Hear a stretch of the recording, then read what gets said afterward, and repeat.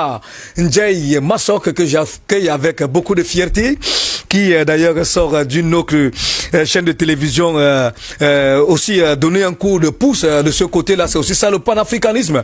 Éric Ndiaye Massok, bonjour et bienvenue une fois encore à l'émission Feu Vert. Bonjour Salvador, bonjour à tous les copanélistes.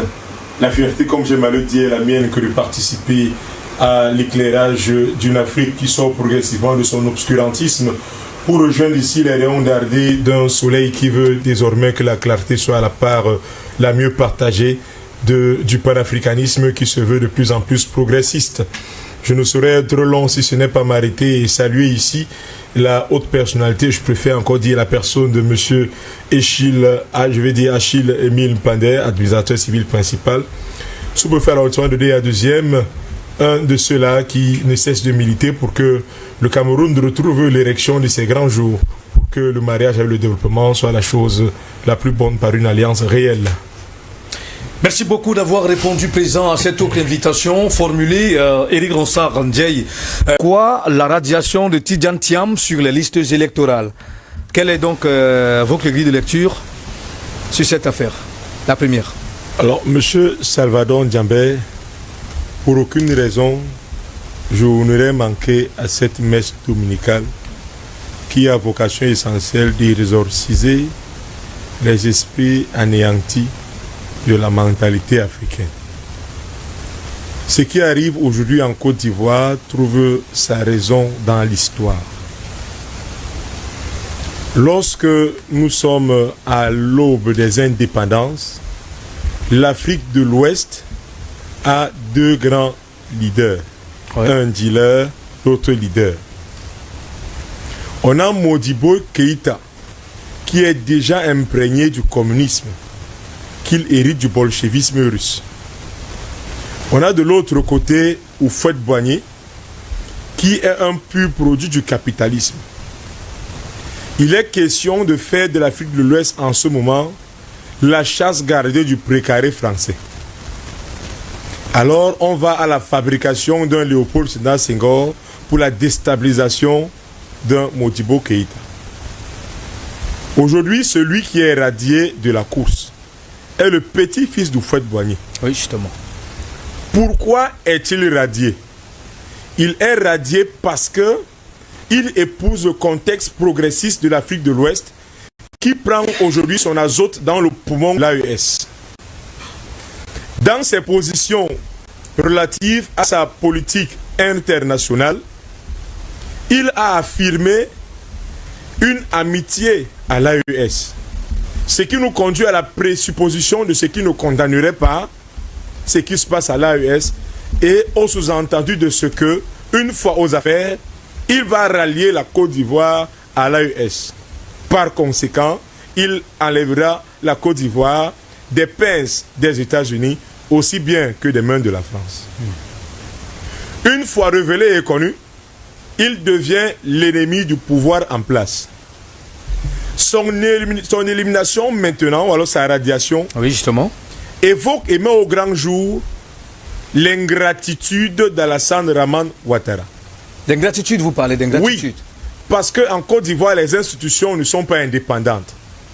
Elles fonctionnent à la dictée du chef de l'État. C'est-à-dire que c'est un diktat du chef de l'État. Lorsque Alassane Dramane Ouattara aspire à la magistrature suprême en Côte d'Ivoire, il est frappé d'un problème de nationalité. Et Laurent Gbagbo, en son temps, panafricaniste et très ouvert aux questions de paix, a levé l'équivoque sur la question de l'ivoirité. Pour donner la possibilité à Alassane Dramane Ouattara, pas seulement d'être candidat, mais d'apporter à la Côte d'Ivoire l'expertise qu'il comptait lui apporter. Même si aujourd'hui, il a servi la Côte d'Ivoire plus qu'auparavant, dans un plateau en or, mieux que la tête de Jean-Baptiste n'avait été servie à la reine de cette époque. Ce candidat qui est radié, premièrement, comme je l'ai dit, c'est pour préserver le carré français. Deuxièmement, c'est pour donner la possibilité à Ouattara de reconquérir ses anciens gardiens. Ouais. Parce que la mascarade d'il y a quelque temps de l'expulsion de l'armée française de la Côte d'Ivoire n'était rien d'autre qu'un argument de campagne. L'heure est aujourd'hui à se défaire des bases militaires étrangères. Il fallait donc d'un commun accord avec la France que Ouattara donne l'impression d'avoir expulsé la base française alors qu'elle continue d'être l'actionnaire majoritaire de l'armée ivoirienne. Aujourd'hui donc ce candidat est radié, c'est parce qu'il ne faut en aucun des cas rompre le cordon ombilical qui a fait d'Houphouët-Boigny l'assujetti le plus à la lettre de la France. Avec ce nouveau candidat, la Côte d'Ivoire veut avoir un souffle nouveau. La Côte d'Ivoire veut vivre un panafricanisme qui commence d'abord par une intégration sous-régionale, non plus de l'UEMOA ou de la CEDEAO, mais de l'AES qui se veut d'une autonomie bolchevique. Et le reportage que vous venez de nous servir nous replonge ici-là dans les prémices des courants politiques, philosophico-politiques. Alors que d'un côté, le capitalisme était en train de battre son plein en donnant naissance à des hommes puissants, le communisme de l'autre côté battait son plein en donnant naissance à la puissance à tous les hommes. Et aujourd'hui, ce candidat qui a avec lui la majorité ivoirienne est en réalité, comme je le disais, l'incarnation du bolchevisme. Ouais. Parce qu'un bolchevique, c'est un leader qui a l'assentiment de la majorité. Alors que de l'autre côté, on avait les mencheviks. Ceux-là qui avaient l'assentiment pas de la majorité, mais d'une minorité supposée être ancrée de dealers plus que de leaders. Pour sortir, la Côte d'Ivoire est aujourd'hui une fois de plus face à son destin. Et c'est un destin, au-delà d'être politique, qui est très ésotérique. Ouais. C'est une des rares fois qu'on se retrouve à une année électorale dont la somme numérologique mystique donne 9. On est en 2025. C'est 2 plus 0 qui est égal à 2, plus 2 qui est égal à 4, plus 5 qui donne 9. C'est le chiffre de la complétude dans ce qu'on appelle la numérologie mystique. Soit-elle des cercles ésotériques africains purement traditionnels, ouais, ou des cercles ésotériques importés. Alors, c'est maintenant ou jamais que la Côte d'Ivoire aura l'occasion de ne plus être un simple comptoir colonial, ouais, au sommet duquel est mis un quelconque pion ou alors une marionnette qui va fonctionner selon que les ficelles seront tirées à l'Élysée ou encore beaucoup plus aujourd'hui par les États-Unis. Alors, avec ce candidat, on est en train de voir le djihadisme presque éradiqué. Alors qu'en Côte d'Ivoire, le djihadisme et le terrorisme constituent la manne fondamentale des hommes politiques qui ont fait d'Afrique aujourd'hui la proie à livrer. C'est de la Côte d'Ivoire que désormais le cerveau qui déstabilise l'AES, principalement le Burkina Faso, a pignon sur eux. C'est en Côte d'Ivoire que désormais le meilleur transit, puisqu'ils ont le port le plus ample en la matière, c'est par la Côte d'Ivoire aujourd'hui que le transit d'armes qui s'en va déstabiliser le cœur de l'Afrique de l'Ouest se passe. Il sera donc difficile d'avoir ce même accord avec ce candidat. Pourquoi? Parce que ce candidat, perdant sa nationalité ivoirienne, n'était pas dans le but de quitter la Côte d'Ivoire. C'était dans le but d'asseoir une meilleure carrière professionnelle. Parce que rendu en Suisse, il lui fallait désormais entrer dans les cercles les plus fermés de l'économie mondiale. Très bien. Une fois qu'il avait déniché le mystère, on lui avait collé les inepties les plus fortes de la mauvaise gestion. Il avait donc compris depuis la Suisse qu'aujourd'hui il est temps plus que jamais, pas de freiner l'Europe ou encore d'anéantir la France, mais d'aller remettre à la Côte d'Ivoire direction qui lui permet d'être aussi haut que le nom de sa patrie. Très bien, merci beaucoup Éric Ronsard Ndiaye Massor pour ce tout premier jet. Le temps pour nous aussi de donner. Bon, pour chuter avec vous, c'est pas normal, il faut qu'il soit réinscrit sur les listes électorales. Mais sa réinscription est obligatoire du fait déjà. Elle est obligatoire. Oui, puisqu'on avait sauté l'équivoque s'il y voit arrêter quand il s'agit de Ouattara. Pourquoi ne pas sauter la même équivoque?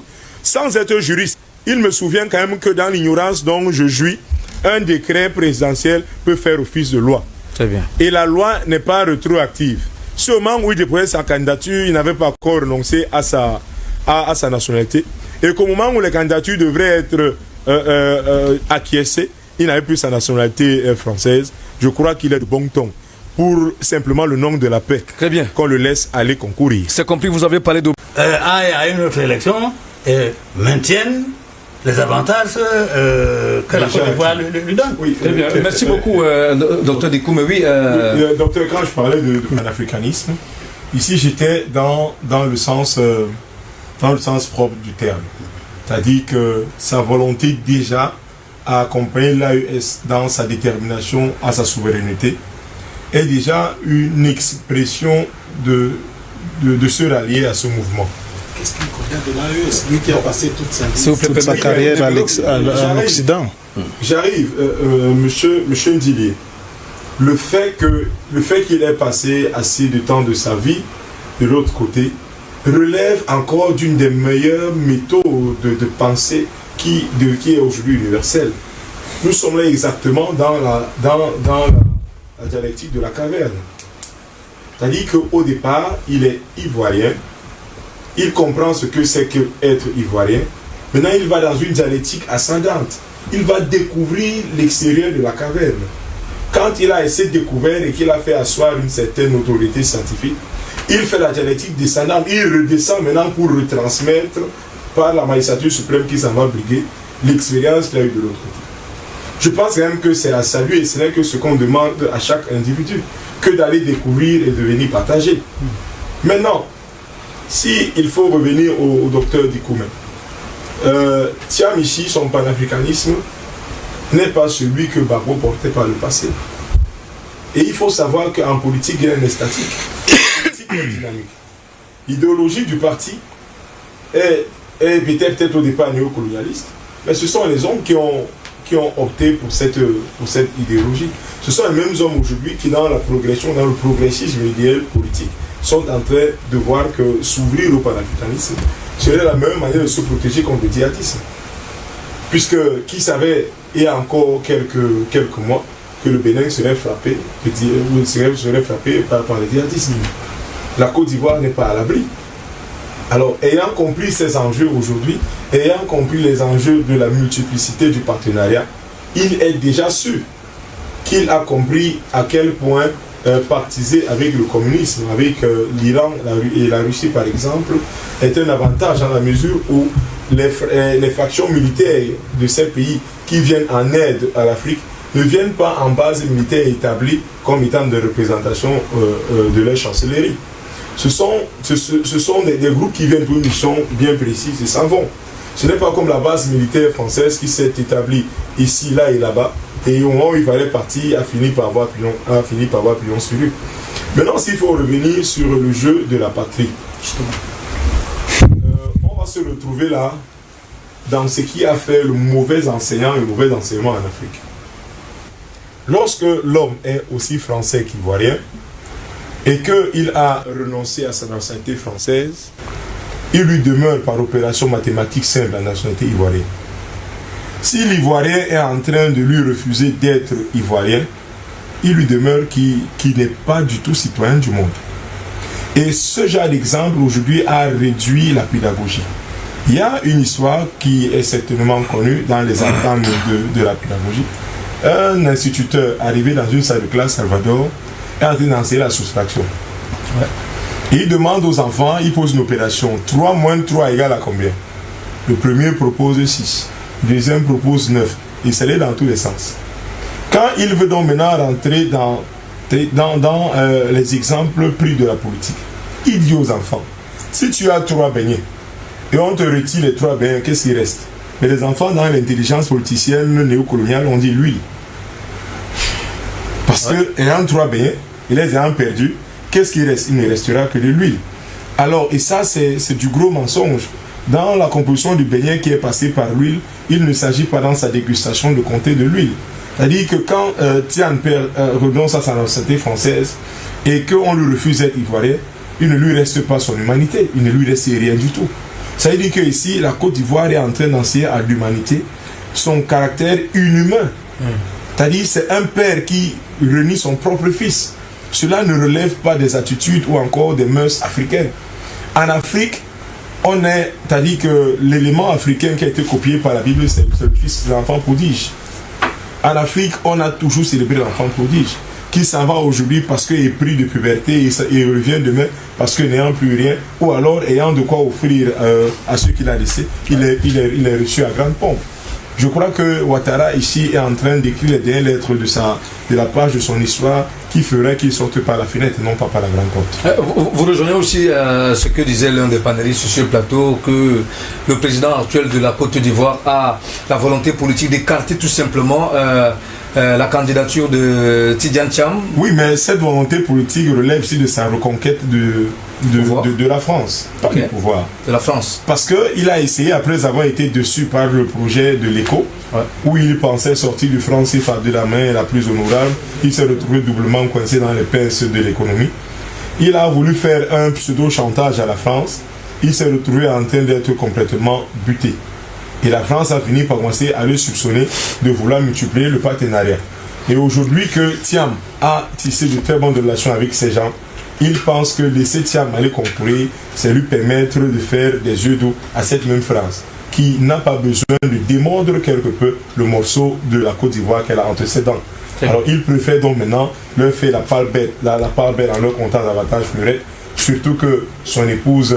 Voilà, je préfère m'arrêter là, je n'ai rien dit concernant. Très bien, merci beaucoup Eric Ronsan, Ndiaye Massok. Docteur, oui, on va revenir à vous. Non, il ne veut pas. Ok, allez-y. Oui, allez-y. Non, ça roule. Non, j'ai voulu placer. C'est un mot, vous m'avez fait pousser à perdre le fil de mes idées. Vous pensez qu'il y a une volonté politique du président Ouattara d'écarter la candidature de... Non, avant de revenir, je l'ai dit, n'est-ce pas? Je l'ai dit dans ma première prise de parole. Mais avant de revenir, naturellement, c'est évident. Ça veut dire que l'objectif final, c'est d'écarter la candidature de Tidjane Thiam, qui s'inscrit comme un adversaire de poids. On a vu le soutien, la mobilisation populaire. Je voudrais revenir sur des détails. Nous traitons d'une actualité assez sensible pour la Côte d'Ivoire. Oui, justement. Donc, le docteur Lieb tout à l'heure a dit que le